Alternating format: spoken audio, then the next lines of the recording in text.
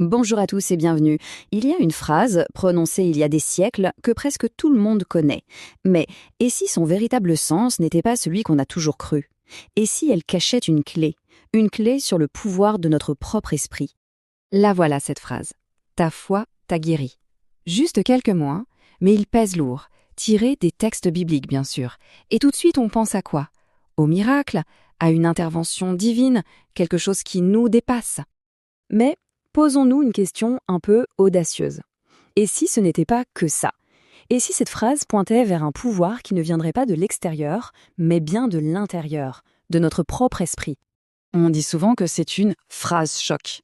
Et c'est un excellent point de départ en fait, parce qu'elle nous oblige à faire une pause, à mettre de côté nos interprétations habituelles pour y regarder de plus près. Alors soyons clairs tout de suite, l'objectif ici, ce n'est pas de faire de la théologie. Pas du tout. Il s'agit plutôt d'explorer cette phrase sous un autre angle, de voir ce qu'elle peut bien révéler sur le lien entre nos pensées, nos croyances et notre bien-être. Alors allons-y, le mot-clé, le cœur du réacteur, c'est évidemment la foi.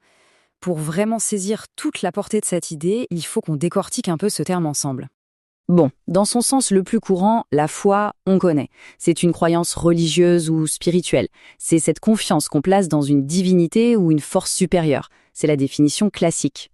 Mais explorons une autre piste. Et si, dans ce contexte précis, la foi signifiait quelque chose de plus large, de plus universel, une conviction intime, presque absolue, une certitude qui viendrait du plus profond de soi? On se retrouve donc avec deux facettes. D'un côté, il y a la foi spirituelle, celle qui est tournée vers l'extérieur. Et de l'autre, ce qu'on pourrait appeler la foi personnelle. La confiance totale dans un processus, la conviction inébranlable qu'un résultat est possible. D'accord, mais alors comment cette idée de foi personnelle se connecte à la guérison? C'est là qu'on touche au deuxième concept clé de notre exploration, celui de l'auto-guérison.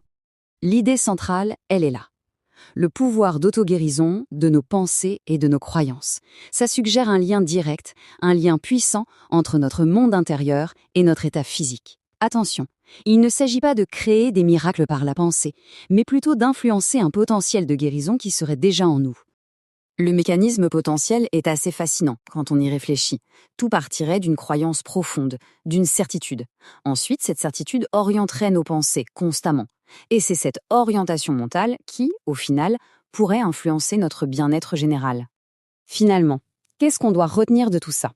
On est parti d'une phrase très ancienne pour arriver à une idée qui en fait est très moderne. Une idée qui résonne avec pas mal de recherches actuelles sur la fameuse connexion corps-esprit. Le point vraiment crucial, c'est celui-ci. Cette phrase historique, on peut la voir comme une porte d'entrée. Elle nous invite à voir la foi, pas seulement comme un concept religieux, mais comme une intense conviction personnelle. Et c'est cette conviction qui pourrait être un levier puissant pour notre bien-être. Ce qui nous laisse avec cette question finale. Au-delà de toute interprétation spirituelle, et si l'un des plus grands pouvoirs de transformation se trouvait déjà là, juste là, à l'intérieur même de nos esprits? La question, elle, reste ouverte.